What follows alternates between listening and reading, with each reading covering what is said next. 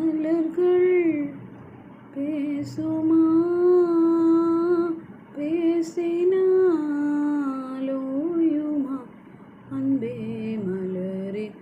பாதி ஜீவன் கொண்டு தேகம் வாழ்ந்து வந்ததோ மீதி ஜீவன் உன்னை பார்த்த போது வந்ததோ கனவு கண்டு எந்தன் கண்கள் மூடி கிடந்தேன் காற்றை போல வந்து கண்கள் மெல்ல திறந்தேன்